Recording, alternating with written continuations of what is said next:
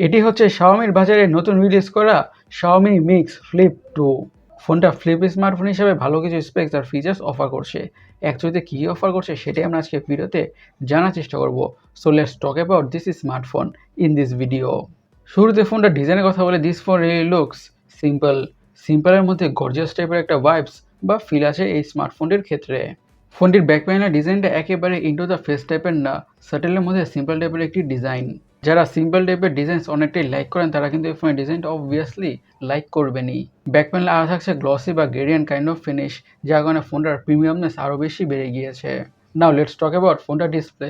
ডিসপ্লেটা হচ্ছে 6.8 ইঞ্চের LTPO AMOLED display with 120 Hz refresh rate, Dolby ভিশনের সাপোর্ট, HDR10 এর সাপোর্ট, 1 বিলিয়ন কালারের সাপোর্ট এবং 3200 নিটসের পিক বা ম্যাক্স ব্রাইটনেস।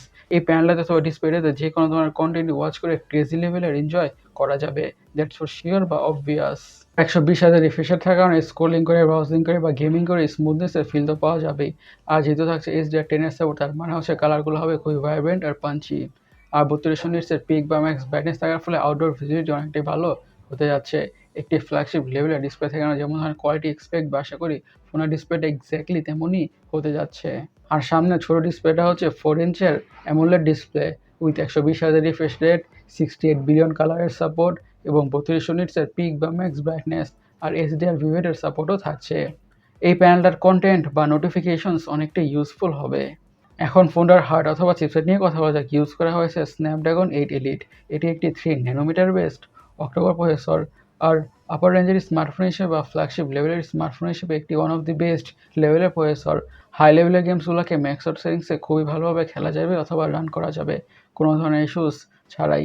এবং day to day regular task, social media using, switching between apps, multitasking, you name it, anything কাজ করে খুবই ভালোভাবে স্মুথলি এনজয় করা যাবে বা স্মার্টফোনটা খুবই স্মুথলি পারফর্ম করে ফেলবে, দ্যাটস ফর শিওর বা অবভিয়াস। একটি ফ্ল্যাগশিপ লেভেলের স্মার্টফোন থেকে আমরা যেমন ধরনের পারফরমেন্স এক্সপেক্ট বা আশা করি ফোনটার পারফরমেন্স এক্স্যাক্টলি তেমনই হতে যাচ্ছে, ইফ নট বেটার। এই ফোনটার পারফরমেন্সের ক্ষেত্রে একটা কথা বলা যেতে পারে, this device gonna handle whatever you throw at it. পারফরমেন্সের দিক থেকে লিটারেলি হতে যাচ্ছে বিস্ট। ফোনটির র্যাম আর স্টোরেজ ভেরিয়েন্টের কথা বলে থাকছে 12 GB RAM, 256 GB storage, 12 GB RAM, 512 GB storage, 16 GB RAM, 1 TB storage. আর অবভিয়াসলি এসডিআর মাধ্যমে স্টোরেজকে বাড়ানোর সুবিধা থাকছে না, আর স্টোরেজ স্পিড হচ্ছে UFS 4.1। এখন ফোনটার অপটিক্স বা ক্যামেরা কিনে কথা বলা যাক। ইউজ করা হয়েছে 50 মেগাপিক্সেলের প্রাইমারি সেন্সর উইথ PDF আর OIS। সেকেন্ডারি ক্যামেরা হচ্ছে 50 মেগাপিক্সেলের আল্ট্রা ওয়াইড অ্যাঙ্গেল সেন্সর। ফোনটির ফ্রন্টে ইউজ করা হয়েছে 32 মেগাপিক্সেলের সেলফি ক্যামেরা।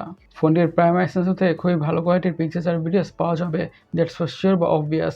একটি ফ্ল্যাগশিপ ফোন থেকে আমরা যেমন ধরনের কোয়ালিটি এক্সপেক্ট বা আশা করি ফোনটার পিকচার কোয়ালিটি এবং ভিডিও কোয়ালিটি এক্স্যাক্টলি তেমনই হতে যাচ্ছে। আর ফোনটির 32 মেগাপিক্সেলের ফ্রন্ট ক্যামেরা দিয়ে বা সেলফি ক্যামেরা দিয়ে খুবই ভালো কোয়ালিটির পিকচার্স আর ভিডিওস ক্যাপচার করা যাবে। ফোনটি দেওয়া থাকছে ডুয়াল স্টেরিও স্পিকার্স। সিকিউরিটি অথবা ইউজ করা হয়েছে সাইড মাউন্টেড ফিঙ্গারপ্রিন্ট সেন্সর।